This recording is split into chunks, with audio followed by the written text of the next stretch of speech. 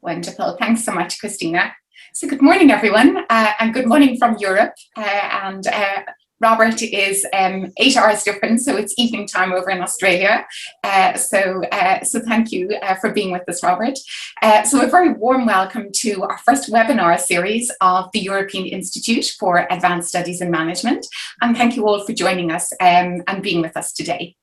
So we are delighted that 3 of our board members, Robert FAFF, Dana Munbeva and Chris Chapman, shall present this first webinar series. And they're going to speak to topics that reflect the mission of the Institute, which is to foster and support innovative, rigorous, responsible and impactful research in management, in governance and related disciplines.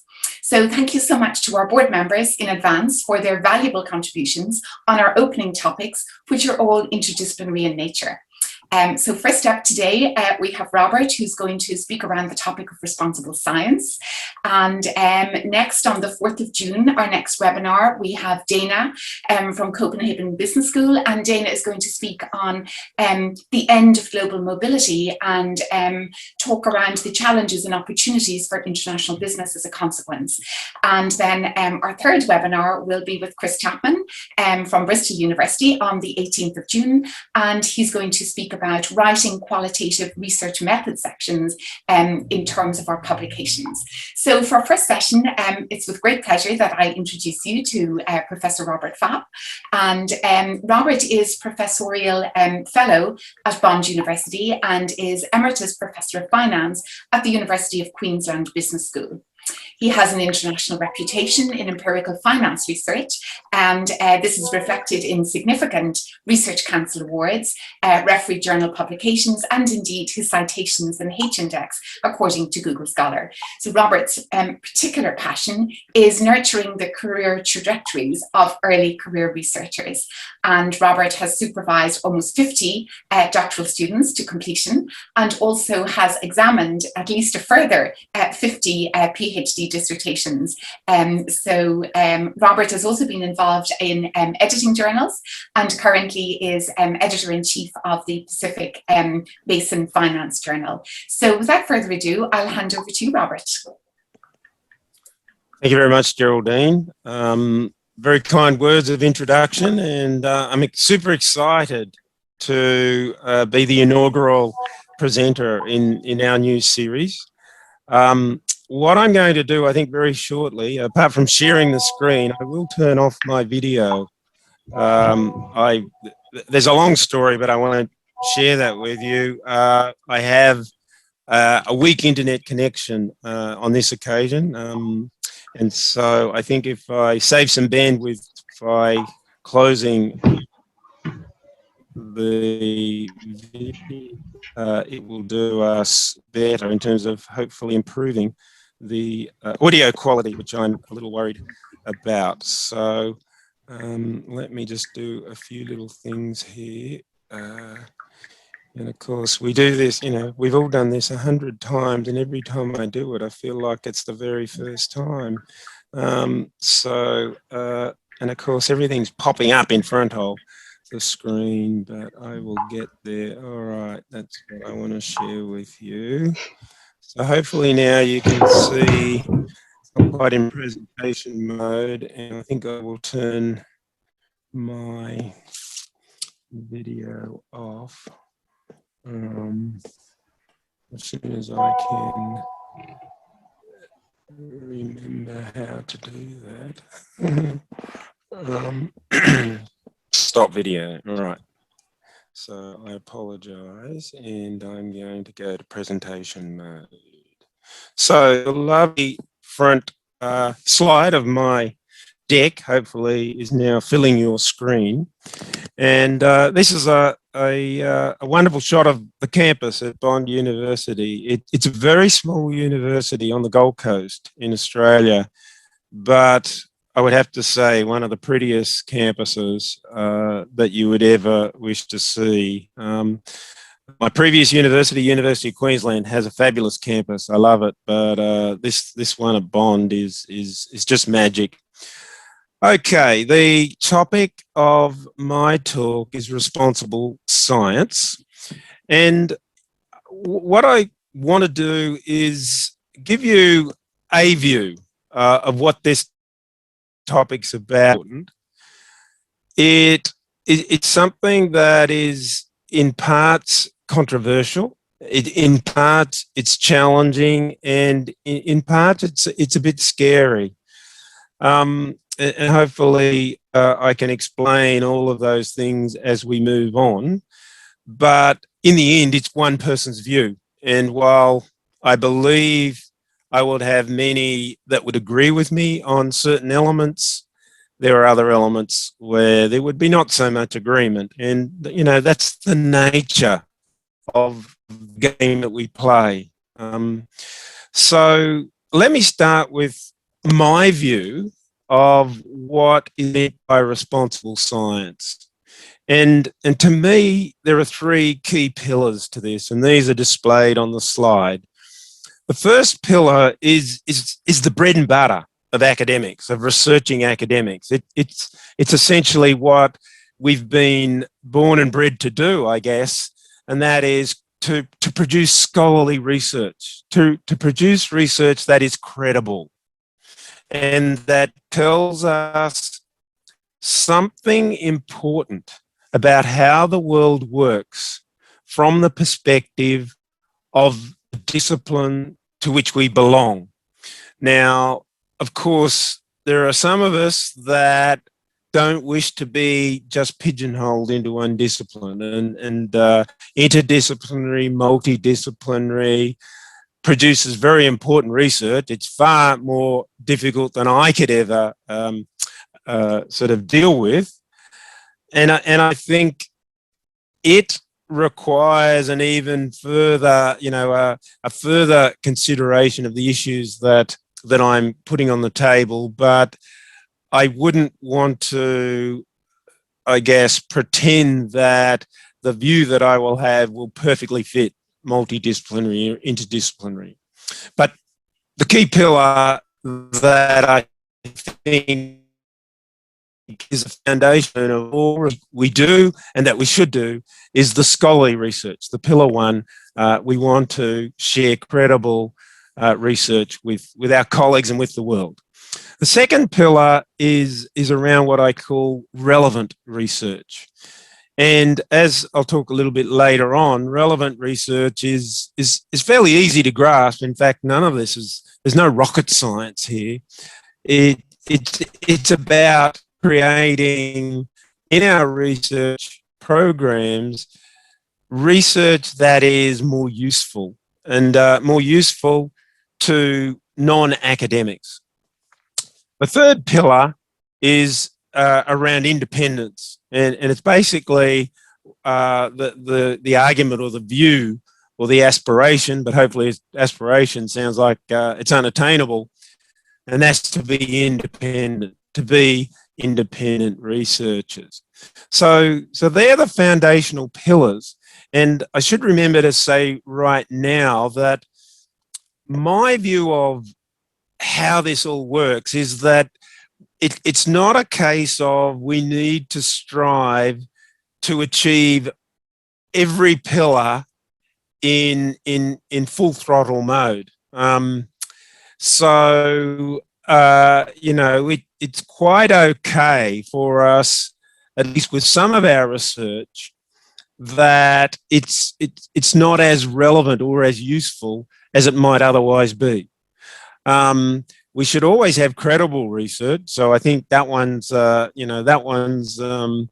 to be hard to give up. And I suppose also the independence is something that we would want to guard more, quite carefully. But I would still make the point that it's not like we need to strive for 100% of all of these in terms of being responsible scientists, if that's how we want to describe ourselves. So let's throw at you some markers of what I think about as potentially good indicators of responsible. And this is not an exhaustive list. and maybe there are some controversial elements to it, but let me put it on the table. Maybe some of the Q&A that we get later on might, for example, decide that you want to pick these apart a little bit more. But for me, there should be a true contest of ideas. So if there's not a true contest of ideas, I would worry that it somehow doesn't have the core essence of being research. It should avoid twisted and contorted narratives.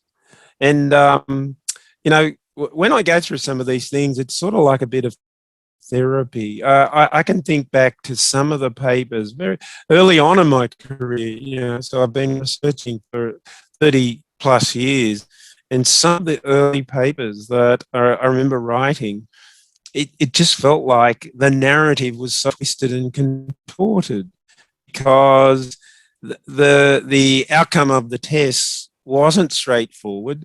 And so in order to get published, you need to twist and turn to try and make it all hang together. And obviously there's an issue there. To me, that's a signal that something's not quite right. The third one on this slide, general recognition of the fact, and this might be controversial, but I really do believe this. The science is never settled. In fact, I worry about the term "the science." To me, that's got something fundamentally wrong about it. I mean, there is no "the science." You know, science is about things that we are not quite sure about and will never be sure about. So it's never settled. And this sort of circles back to the contest of ideas. There's no emotion. All right. You know, if I see a student and they got very strong emotion, personal emotion about something around their research, I'm not necessarily super worried, but it starts to potentially ring some warning bells to me, because the emotion needs to be quite directed towards, I guess, and it ties back into the last point here, the question. So our emotion should be, and our excitement should be about the question. What the answer is of interest to us, but we should be not emotional about the answer.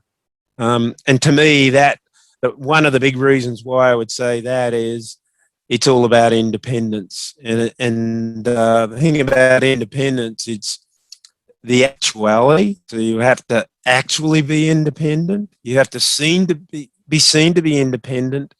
And I guess more recently, there's even the third dimension of that you have to worry about whether there's potential for you not to be independent, because that can raise questions about those that might see your research and try and make some judgment about it.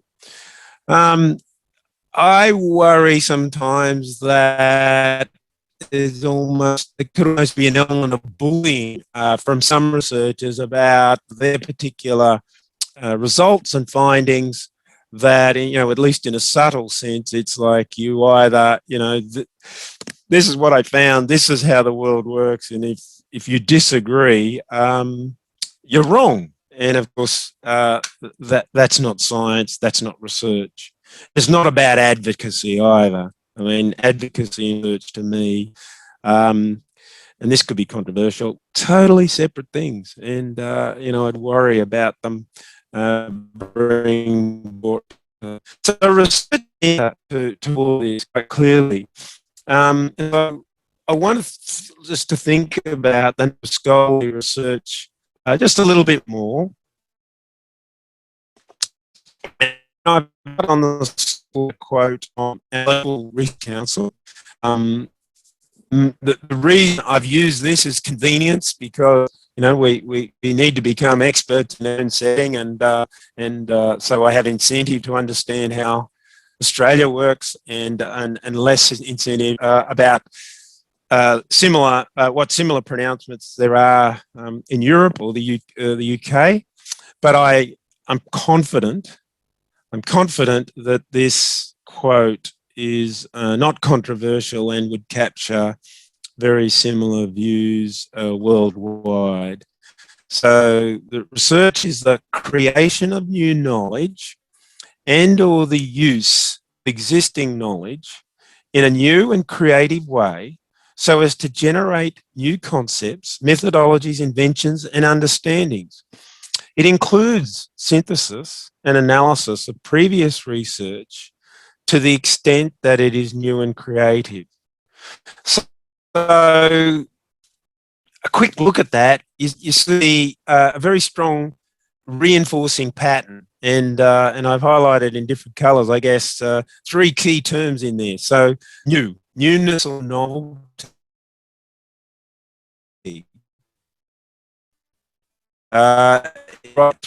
creativity, and knowledge. So what this to me reinforces is a very intuitive and appealing sort of view that research is about creating new knowledge, and that's what we should be striving to do. Now, a simple binary way of describing the world, your research world, is empirical versus theoretical, and for those of you that feel that doesn't describe where you sit, I apologise, but for the purpose of this this talk, let me just simplify the world into this binary, this two-dimensional situation. So empirical, theoretical. My base and frame for the rest of the talk will be empirical. It's much easier for me to do it that way for many reasons, including I'm an empirical researcher. Apologies for those of you that are theoretical researchers or analytical. There will be a version of this that applies to your setting, but I'm not the best person to articulate that.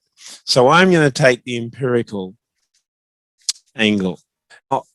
Let's go a step further just to, again, frame or anchor where I'm coming from so that you understand some of the illustrations or some of the language that I use. And again, I'll be apologising for taking a particular view, which is quantitative. So a simple view of the world, quantitative, qualitative. I know we have mixed methods and other types of research as well, but it's much easier for me to articulate my message in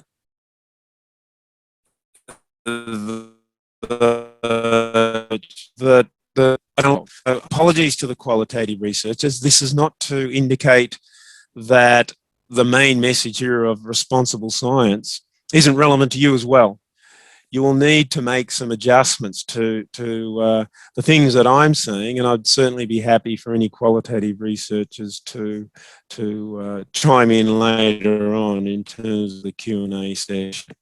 So if we think of the fundamental essence of empirical research, the way I view it is it has three core elements, building blocks.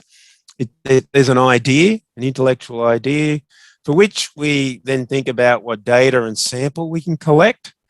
And once we've collected that, hopefully representative data and sample, we apply some state-of-the-art tools, some gold standard tools, do the analysis, and that then allows us to explore the idea and test some hypotheses and get some answers to the basic research question that we have in mind. So in terms of responsible science, here's some things generally would cross my mind in further, I guess, statements around what I would expect to see and how, for me, I would put some dimensions on the brain space that I put to the challenge.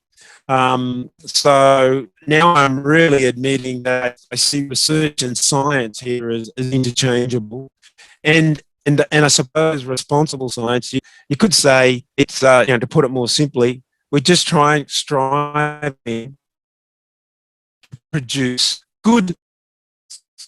So if my proposition is not all science is equal, not all research is equal, and it turns out there's good research or good science and bad research or bad science. And we should be aware of that and take that into account in terms of how we do our own research, and we should strive, of course, for good science, for responsible science, for reliable science, for credible science. And so a few things that I throw at you that I think to me as a package add up to what this is about. So it's the objective and open-minded. As I've already said, passion around the question, not the answer. That good science searches for an observable truth about how the world works. I mean, if we could observe it on some issue, that's great.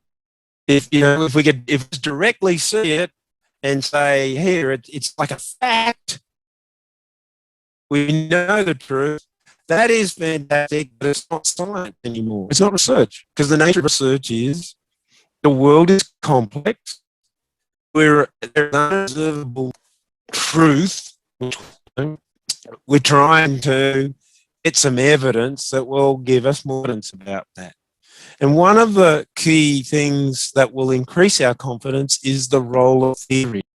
Okay, in a lot of business school fields, particularly the economics-based ones, but I think this is pretty general for all of them, and certainly for quantitative. If you were to think of causality versus correlation, most researchers want to aim to tell us something about causality, about a causal link. And theory is absolutely critical and central to getting confidence a little higher. It's not going to guarantee it for us, but theory is essential to it. Now, because the world is complex and we have theory and we have models, we need some way to make it manageable and to operationalize how we go about the research. And so in many fields, what this boils down to is simple, but not too far. So there's abstractions of reality. And we need to strip out some of the complexity, but not so that it becomes trivial, but allows us, if you like, in a quantitative setting, as I've already said, that's my mindset, to identify hypotheses that we can test, and they need to be falsifiable.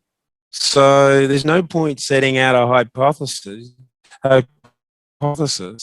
which we know for sure 100% the data will support.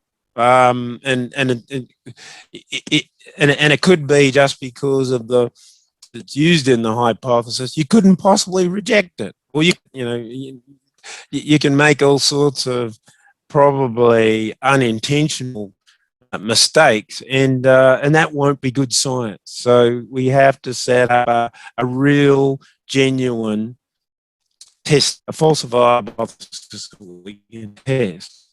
And then what we're doing in these quantitative examples of good science is we're seeing whether data tells us we can reject the hypothesis or we fail to reject the hypothesis. What we can't do with any conclusivity is prove anything. It's just reject, fail to reject. And one of the challenges that we have in quantitative, for sure, is noise.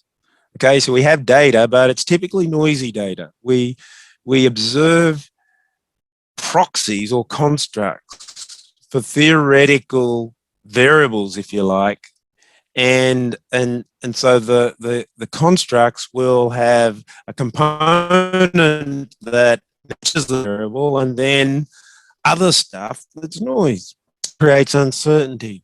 And so this then is an added challenge to doing good good science and reliable, responsible research.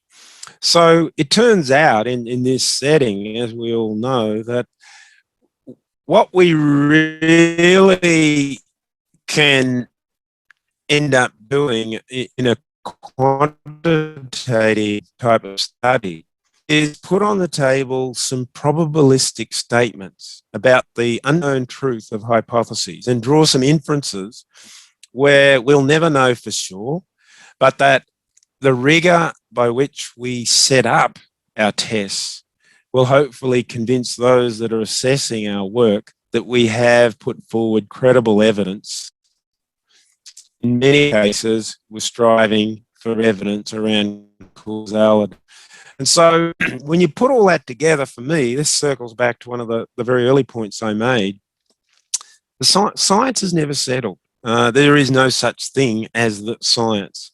And that's sort of my bottom line. I've in recent years dabbled a bit with social media. It's something that simultaneously annoys me and frustrates me, but also I see good value with particularly Twitter. And I discover quite a few things on Twitter once I filter out the stuff that's rubbish that I think is great insights into all sorts of things I'm interested in. And one I discovered recently was somewhat tongue-in-cheek representation of an econ paper, an economics paper, and so these aren't real papers, of course, but there were 12 in this little tweet, and it's the titles that sort of give something away about the sorts of things we would worry about in terms of the adoption of research in the 21st century. And it's not to pick on economists, economics researchers, I think to an extent indicative of some dark side, some bad direction that research generally as collectively is going. So, the first one says what sociologists have been saying for decades, but with a natural experiment. So a big thing in economics these days, the last few years, and in finance and a bit in accounting research is, and it's all driven by causality and referees being more difficult to believe a causal link. They want a natural expression, an exogenous shock.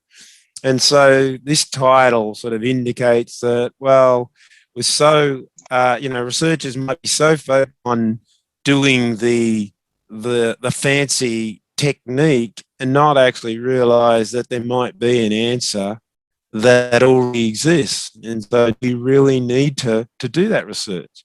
I mean, does X increase if we give money for X, a randomized trial? How much research is there out there that just seems to ask a pretty obvious question? I mean, surely if X will increase if you give money for X, do you need a randomized trial? So is that good science? It doesn't sound like it's worthwhile science. Your standard errors are wrong, so the focus is too much on the techniques, perhaps. American healthcare system is stupid. Sounds like there's a bit of emotion in that title. I found some noise in the cross-section of stock returns. It's like, well, anyone that's into asset pricing, you put your hands up and you say, so what? Going to prison is not the best decision. Well, if we need research for that, I worry. So it goes on. We don't have to go through all. I found that, very sort of insightful as sort of a backdrop, a somewhat humorous backdrop to what is a growing problem. And I want to say at this stage of my I'm nowhere to get on this bandwagon. Action happening in business schools, but probably outside of business schools, we're even way behind. The economists are actually a bit ahead of us. In medicine, in the health field, and probably the hard sciences, some of the issues around responsible science and open science have been identified and done great work on that. And in business schools, we're behind the scene, and we need to catch up. So there's this community of responsible research and business management, and I've got the web link on this slide, and that reminds me that I've shared with the PowerPoints, and I'm not sure whether you had a chance to circulate those to you. And if you've got these slides, then you can use the link. And if you haven't got them yet, you can get them. There's 28 eminent scholars that have signed up to this 2017 position paper. And they say their 2030 vision is of a future in which business schools and scholars worldwide have successfully transformed their research toward responsible science, producing useful as problems important to business and society. So we're now at 2021. There's 9 years to go, and I guess inevitably, when you do something like this, you're going to fail in terms of meeting your time horizon. But this slide's probably hard for you to make out clearly now, but this is a bit of a who's who of the different disciplines in business around the world. It's probably a little focused on Europe, which is fine, but all the main disciplines I think are covered here: accounting, finance, marketing, management, and quite a few different management ones. So I suspect entrepreneurship. I suspect there's someone. Your disciplines are reflected there. Now, I think it's not understating it or overstating it, maybe is the word, to say that this group and a bunch of people since that are, I guess, signatories to this position paper, that the state of research could be viewed as being in crisis. And you might say, well, what crisis? And in terms of this position paper, there's a twin crisis of integrity and a crisis of relevance. And this just comes back to the concept of responsible science that I started off with. And I've repeated the slide here because I want to say a little bit more about the credible research, and in fact, in turn, each of these. And I'll keep my eye on the clock so that I give some sort of coverage to all of these, and then call it quits for the time that's been assigned. So in terms of credible research, if you have a look at their position paper, the community of responsible research in business and management, so I've come up with that ugly acronym, CRRBM. They have put forward, I think, 7 principles, and what they've numbered 4, 5, and 6 to do with credible research, or another way of putting it is translating it into some concept of knowledge, reliable knowledge. And so number 4 is valuing both basic and applied contributions. 5 is valuing plurality and multidisciplinary collaboration, and 6, sound methodology. Now, in terms of responsible science, one way I can convey a message around some of the crisis, if you like, is to think about these different views, if you like. So if you sort of take a very basic inputs, process, or outputs sort of angle. So you start with inputs, you process something, and then you have outputs. So the research process can be characterized like this. So we have inputs to research, we have a process of research, and we have outputs to research. So what could we say about each of these that could tell us something useful or interesting about responsible science? So this slide is with regard to the inputs perspective, if you like, the planning. So if we think back to any of the papers that we've done, there will be some element of planning that takes place.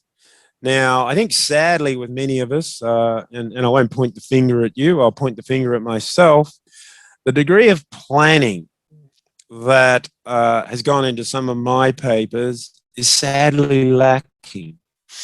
So I've got that reflected in this 2x2 matrix. So it's sort of like that at the top of the 2x2, front end careful plans. So it's just a simple dichotomy. Yes, there has been a careful plan, or no, there hasn't. And then if we go the other dimension here, personal research goal. Is our personal research goal finding the truth about how the world works? And of course, truth's in quotes here because we never know the truth. Or playing a game. Now, on that one, you might say to yourself, well, that's offensive. Of course, everyone wants to find the truth. And you know, that's true, I think, to a point. My observation over decades now, and I'd have to say some of it's self-reflection of some of the publication scenarios I've been in, it's sadly more about playing a game than finding the truth. And I find that disturbing to actually even have to say that about some of my research. It's wrong. It shouldn't be the way. And when I look at others, I wonder. I really wonder. It does appear like it's more about playing a game than finding the truth. So 2x2 matrix. What are the cells? Well, the cell that we love to end up in is the one that has the two green headings. So yes, you have a careful plan, and your personal goal is finding the truth. I put it to you from an inputs point of view. If we land in that cell, that's pretty likely to be consistent with responsible science. If we don't land in that cell, it's pretty likely we are diverging from responsible science. And I've just put a few labels in there and we won't dwell on them. I've got a naive noisemaker, strategic optimism, and strategicism, and just straight out opportunism. So we really want to land that responsible science. What about this one? So now it focuses on the process of research. And again, I've characterized this in a simple way, but I think a useful way, in a 2x2 setting. So at the top there, it's about hypothesize. So this is very much a quantitative research context that I have in mind. And here it relates to hypothesizing. For me, it's the idea. What's the main driving idea behind our research? And so the two dimensions or ways of dealing with this, I'm characterizing as either ex ante, which is before the fact, or ex post, after the fact. Right? Ex ante, essentially before you see any data and do any analysis, or ex post, after you've seen the data and after you've done some analysis. Okay, so that's that one. What about the coming at it from the other side there? And here it's two dimensions around testing, which are the data and the tools. So these bring together the building blocks: idea, data, and tools. Now with testing, again, I think it's useful to characterize it as either taking a before the fact approach, ex ante, or an ex post approach. Now, I've purposely given a green color to both ex ante cases because, to me, responsible science is, as much as we can, front ending our decisions about how we're going to do our research. So as much as we can, we work out, based on theory, the models, whatever, what are the hypotheses? Put that up front. In terms of the design of our tests, before we do any analysis, as much as we can, we should work out that design, the ex ante. So the data, what data we're going to collect, the sample we're going to get, and the tools, hopefully the gold standard tools. So the intersection of those two green headings lands us in our preferred position, that is responsible science. So we're front-ending all of the design as much as we can. And again, I remind you, I'm taking a quantitative research perspective here, quantitative empirical research. Those two, the intersection of those two lands us in a zone that I think is very, very likely to leave us consistent with being producing responsible science. If we diverge from those, we get into areas that have received a bit of attention in various quarters, and I think growing attention in business school situations and around quantitative research. So if we hypothesize after the fact, we end up in the right top quadrant.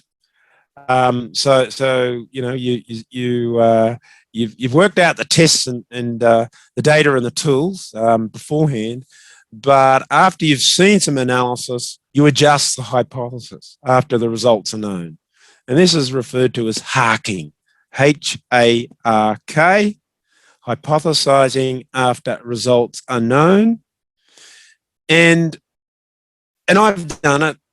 I've been in teams that have done it, and you know, I'm not proud of it.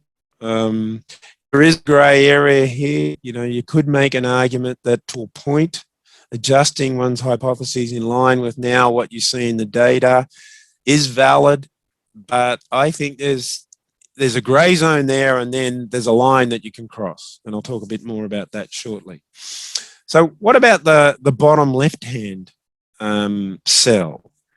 So we stick with our hypothesis, our ex ante hypothesis. We don't change that. But what we do is once we get into the data and the tools, we start changing things. And quantitative researchers have a big menu of possibilities.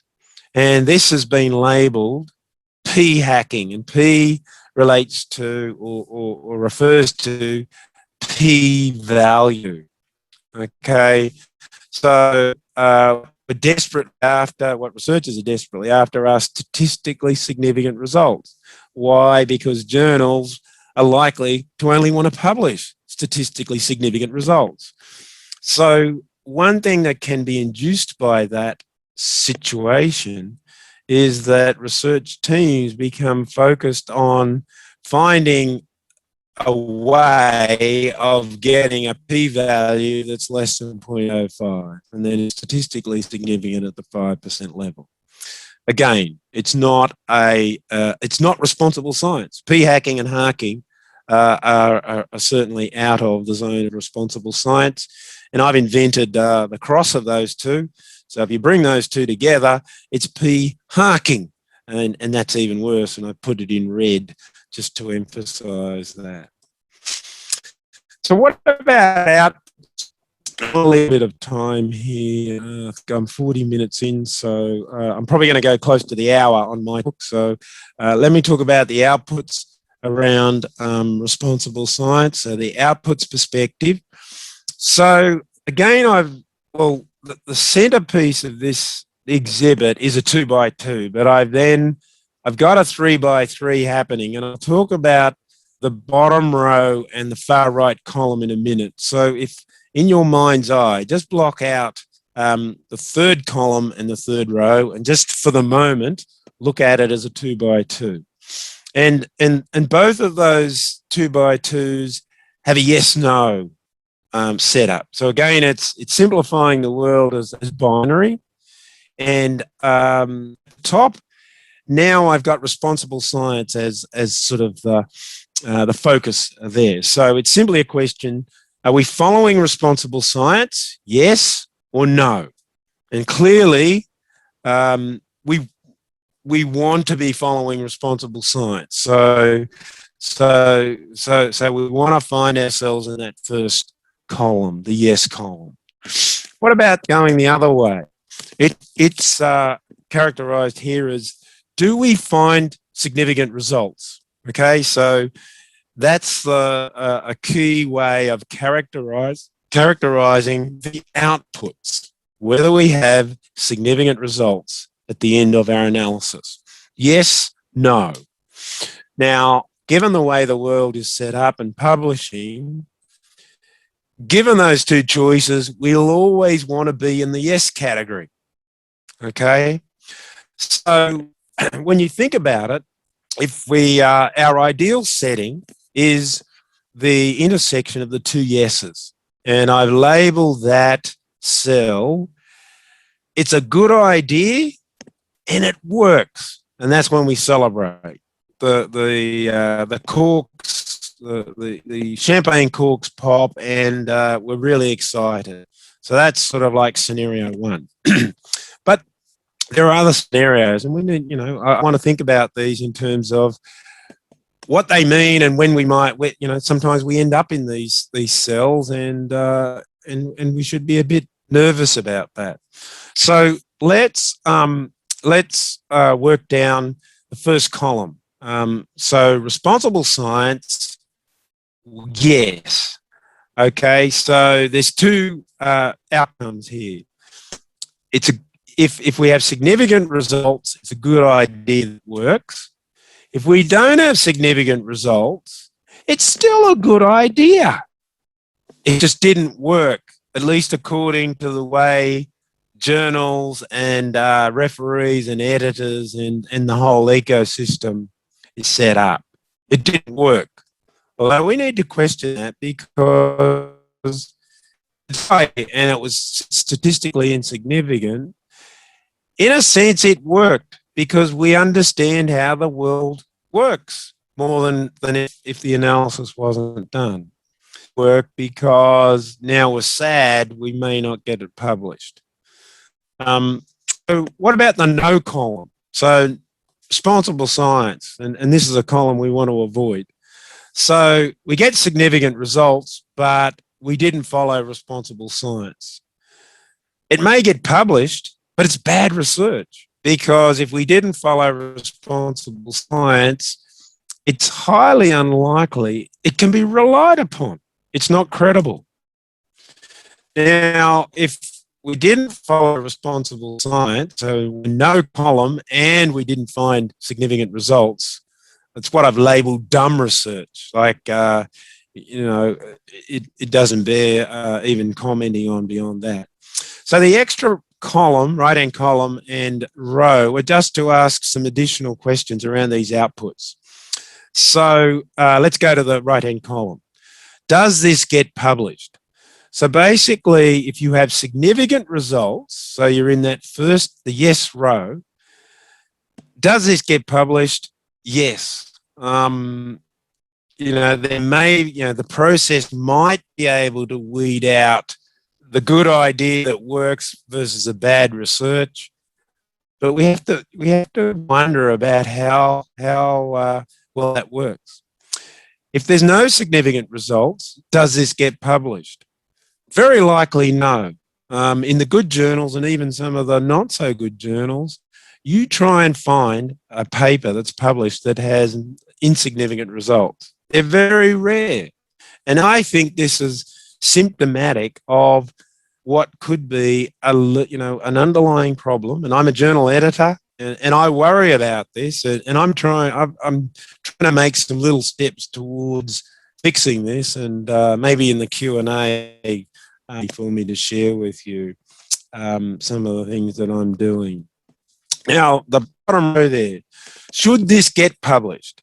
So in the first column, basically it's a resounding yes. If we followed responsible science, whether it's statistically significant or not, if we've decided it's a good idea at the beginning, the world, our colleagues, need to know. It should get published, but only the first part is likely to get published. That is, we follow responsible science, and we get significant results. So there's a problem there. I think it's indicating there may be some type of publication bias. And the column that's no for responsible science, should this ever get published? No. I don't think that's controversial, because either if we publish that, we're publishing bad research or research. So all of this sort of, to me, points to some lurking potential concerns in the publishing game. And I've sort of hinted at some of this, and I think we can skip over quickly now some of this stuff. But biased publication outcomes. So there's this, in quantitative research, to me, I'm happy to say that there's some degree of bias towards significant supportive findings. And I think that's wrong. And I think we've got to, over time, try and fix that. And there are ways to chip away at this. They're not perfect, because there's always human nature that can intervene. And I can talk about those in the Q&A if the opportunity arises. Replication is all central and party to responsible science, and there's plenty of growing evidence about failures of replication.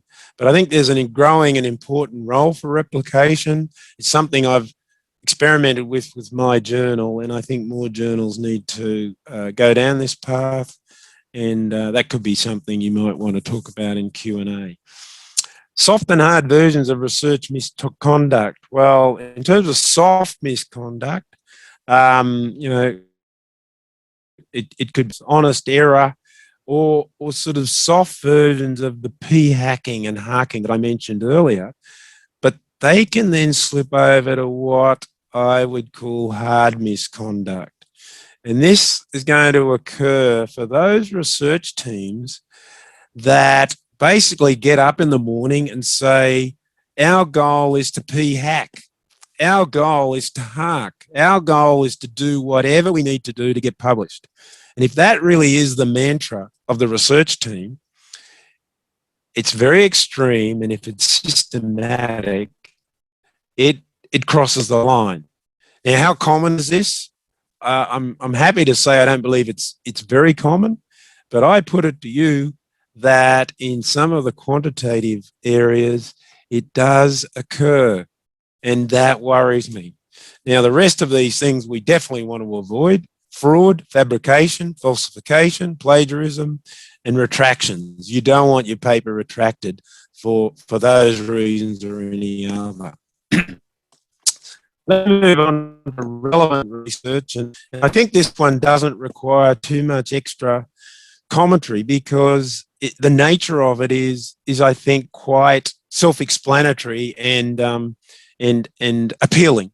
So relevant research is just to get us to think more about, at the time we're choosing potential projects, choosing some that might lead to more directly useful knowledge. And the CRRBM, the Community for Responsible Research in Business and Management, they've got 4 principles linked to this. If you have a look at their position paper, principle 1, service to society; 2, involves stakeholders; 3, impact on stakeholders; and 7, broad dissemination. And then they go on and talk a little bit about 5 topic areas of greater focus, which are listed at the bottom of this slide, and many of those topics will not be a surprise to you. So that's pretty well mapped out.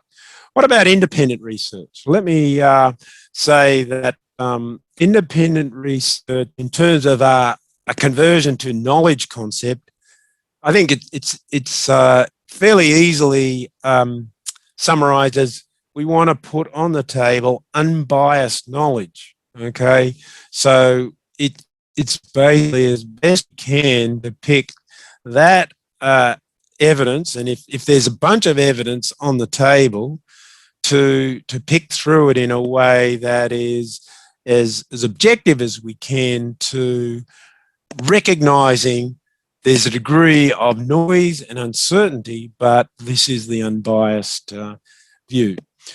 So In terms of independence, as I've already indicated, there's, I guess, those three dimensions that we need to be aware of. It's not just the actuality of being independent, it's the perception and it's the potential.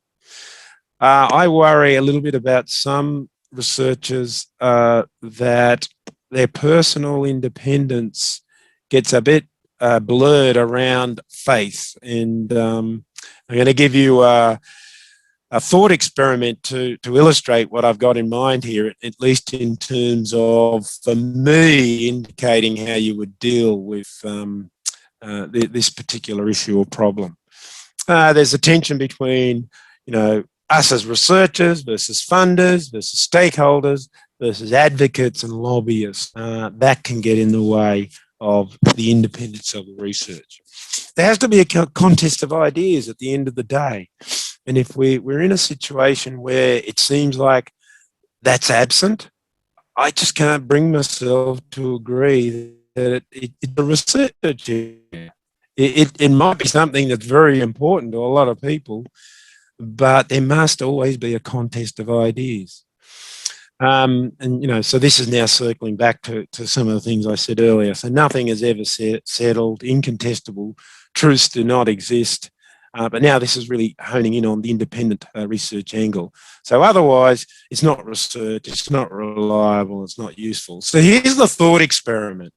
And really, it ends with a rhetorical question. If you don't know the answer after step 3, then I don't know what I can do for you. But I'll just read you through this thought experiment.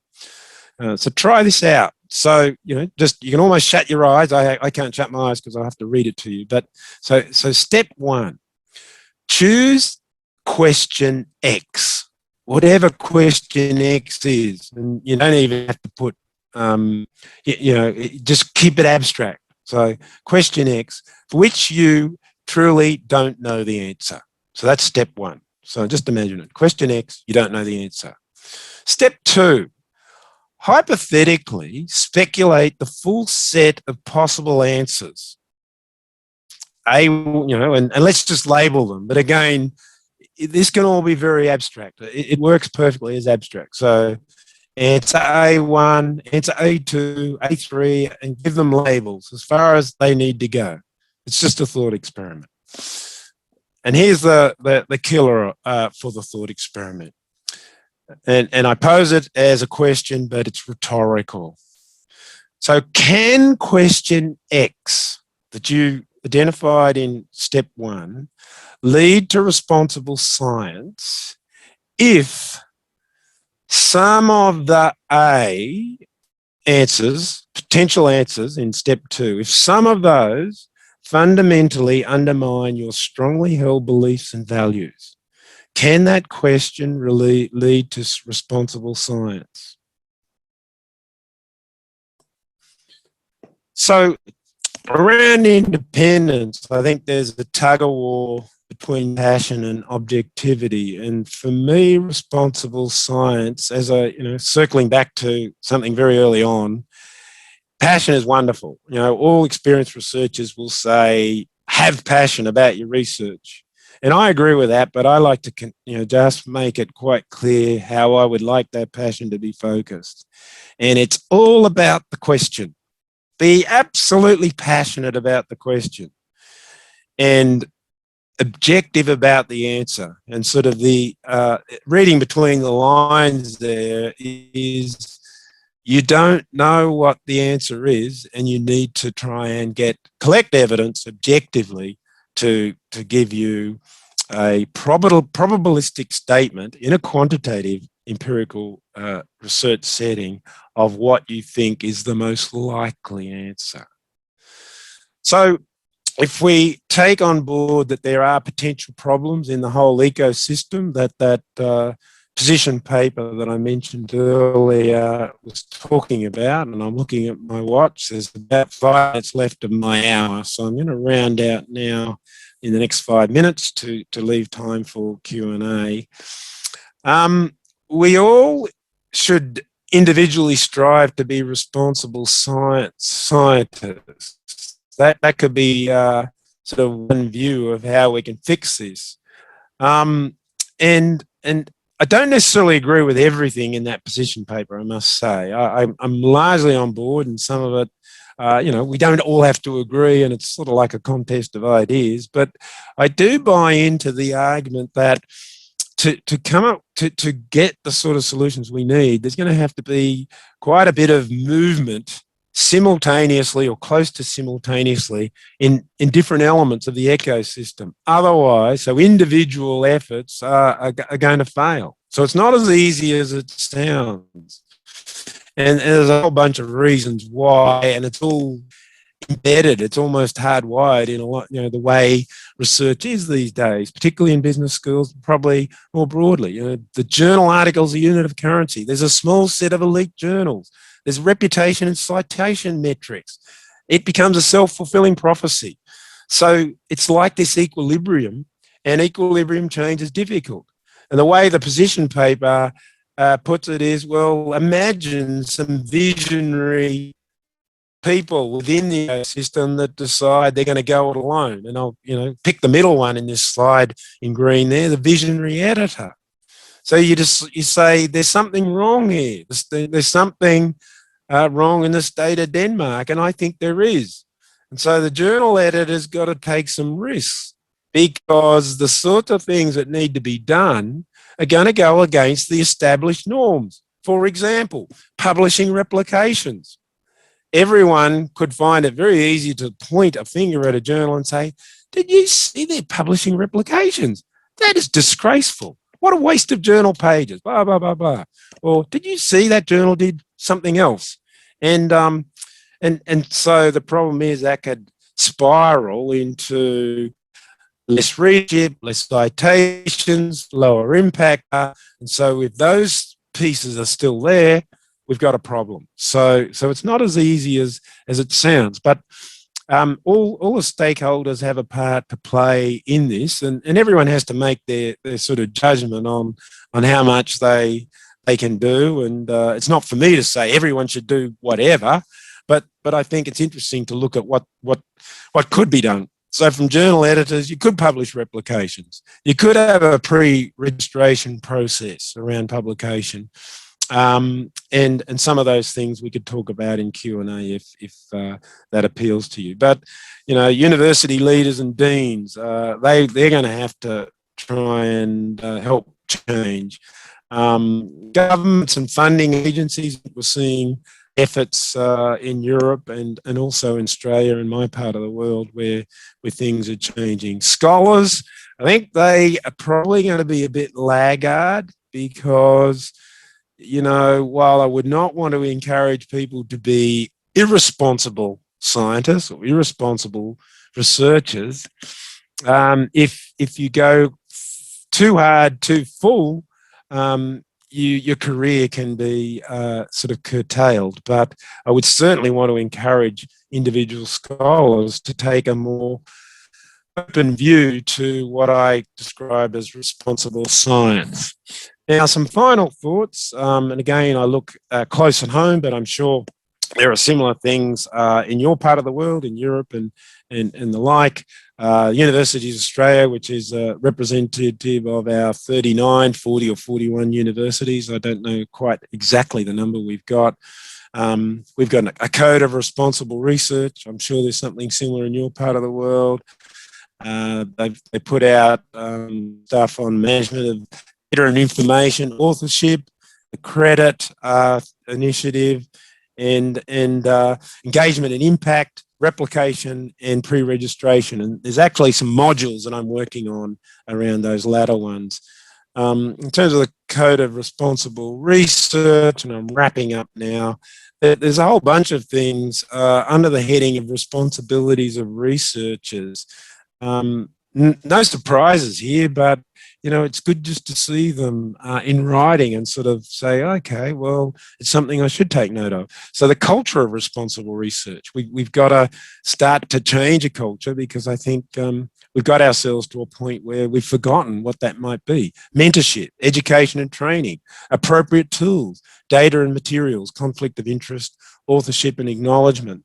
And some of you, probably many of you, have come in contact now with credit, the contributor roles taxonomy, and the latest incarnation of this that I've seen is Allen et al., the 2019, where they just get us to think about being more honest of the roles. And, you know, there's more than a dozen roles here in terms of credit category, and they've got definitions.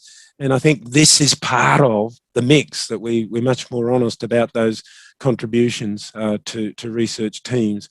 There's a really good video that I'd recommend you have a look at. Brian Nosek, one of the leading lights in the global scene around responsible science. And this video was recorded at University of Queensland, I think a couple of years ago, shifting incentives from getting it published to getting it right. In the end, I'm going to stop there, but I'm going to come back. I want to have 5 minutes at the end just to tell you about an initiative that I'm developing, and I'm hoping that around responsible science, I can entice you to come on board and be part of this initiative. So I'll just leave that slide up for the moment. I've gone a little bit over my hour, but I'll stop there, and happy to take some questions that hopefully accumulated.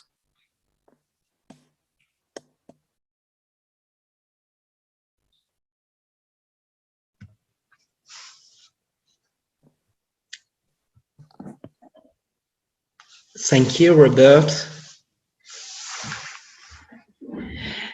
Many thanks.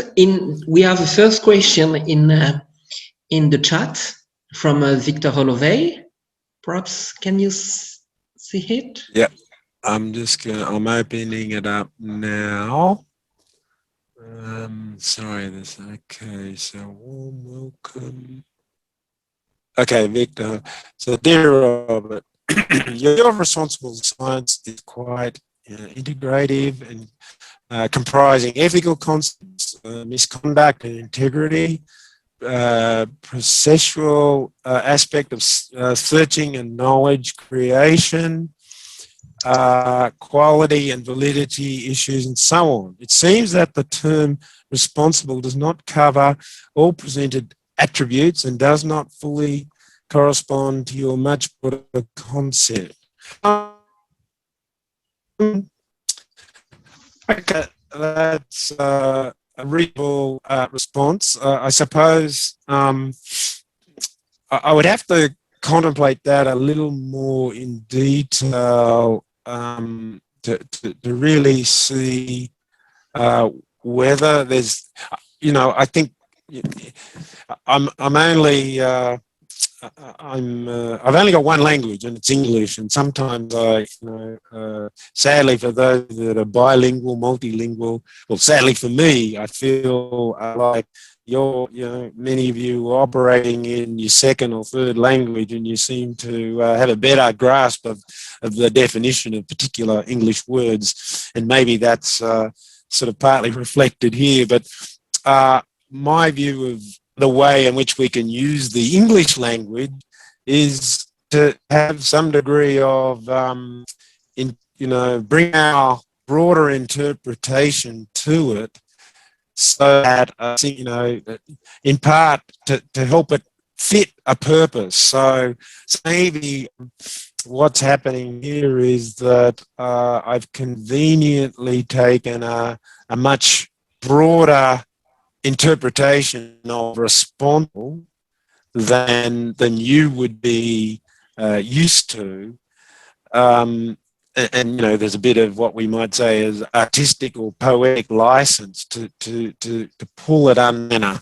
So I think to me, being responsible can have many nuances and many dimensions, and I think it works. I don't see that you're giving me a huge criticism there. It's more a comment. So I'll ponder that, but I do appreciate that bit of feedback.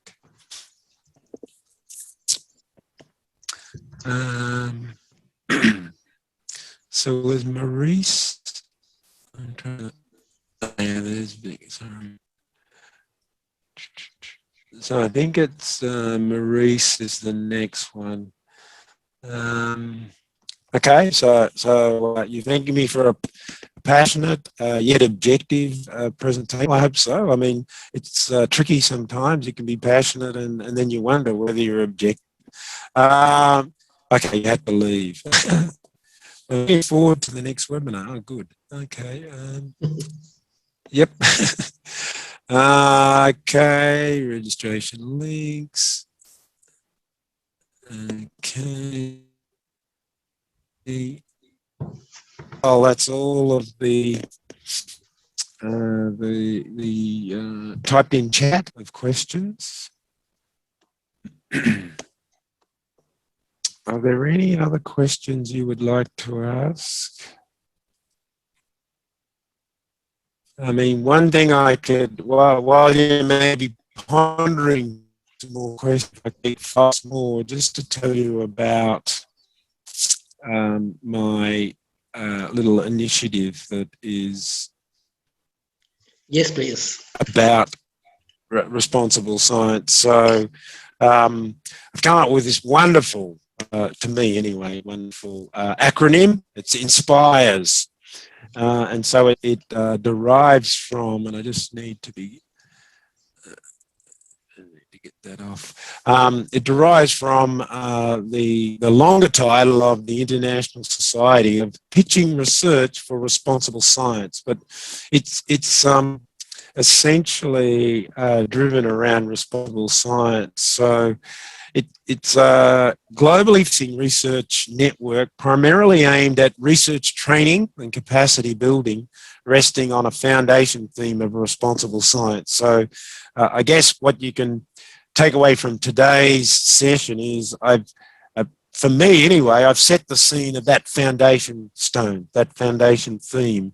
And what I'm hoping to do is draw together as broad and as big a variation of members across all corners of the globe, and I'll give you an update of where things stand at the moment in terms of building the network, where I want to create content that is there to help capacity build and form a research training, particularly in those universities or those parts of the world where this is really tough.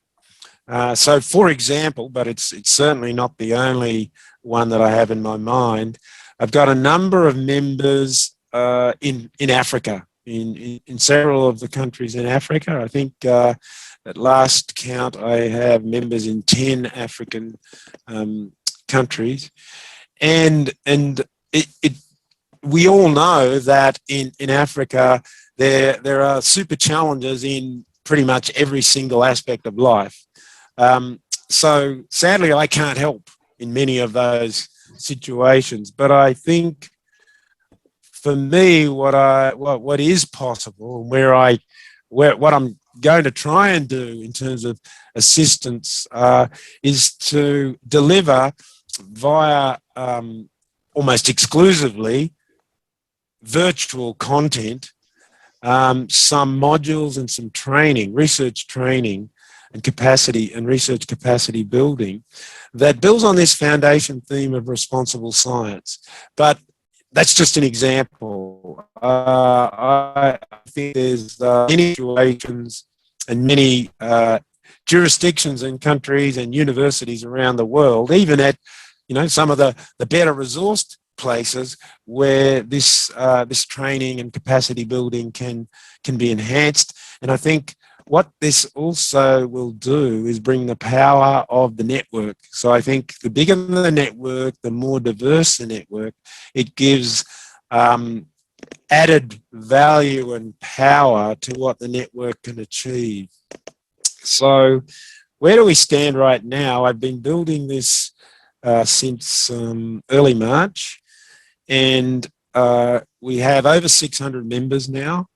And I'm mainly focused on trying to get tentacles out into as many parts of the world as I can. So I've actually got members in 75 countries or jurisdictions, which I'm pretty proud of. I mean, it would be pretty clear from doing some simple arithmetic. There'll be a number of those countries and jurisdictions where I have just one or maybe two, but we have to start somewhere. And I think what I hope to do once I can roll out some content, and pretty much the main and foundation stone content will be a version of today's talk. But that's just the foundation stone of it, to basically set the scene for what responsible science is about. And if you're interested in terms of the coverage, there it is, Australia, for obvious reasons. This is pretty much in order of when different members came on board. So the last new one has come in from Zimbabwe, and I had a lot of trouble getting anyone in Denmark. That sort of was annoying me somewhat. There's quite a number of countries I think I should still be able to get, and so I know it sounds a bit crazy, but my goal is to have at least 100 countries and jurisdictions in the list, and so if any of you, so there's a few steps here. Inspires needs you. So if it's not today's talk, you sort of think, hey, there'd be something quite interesting in this, and I want to be part of it. I want you to be part of it as well. So if you've got these slides, or if you get them soon, because these links are a little bit difficult to write down, but if you have the slides, you put it in presentation mode, hover over it, click it, and it'll take you to a Google Docs link, the first one. And if you're in a jurisdiction, I think in Europe you should be okay. There's certain jurisdictions, which I won't mention by name, where Google doesn't work so well, so we have an alternative. 5 minutes to register. We just collect a little bit of information that helps us understand better who is in the network, total privacy, and I'd really love for you to be part of the network. And if you're able, additionally, to help me increase the expanse of the network beyond these countries and jurisdictions, I'd be very happy about that. But nevertheless, even if you belong to one of these wonderful places, you'd be very welcome. It's something I'm extremely passionate about. I think this has a lot of upside, and apart from anything else, as I've already alluded to, I think there's a big social objective that can be achieved here, as well as an objective that helps researchers generally. And it's not just about helping early career researchers or PhD students or research students. It helps supervisors and senior researchers as well, because anything that helps one part of the ecosystem is going to have spillover positivities for us all. So, as this little slide says, Inspires needs you, and hopefully you feel that you might need Inspires. So, hopefully I've inspired you, and you very soon take the opportunity to sign up and be part of this. I'd be very excited. So that's my little cell of the network. We'll go back to chat. Okay. So Geraldine has had to leave. I'm happy to take a final question. Otherwise, we can stop it there.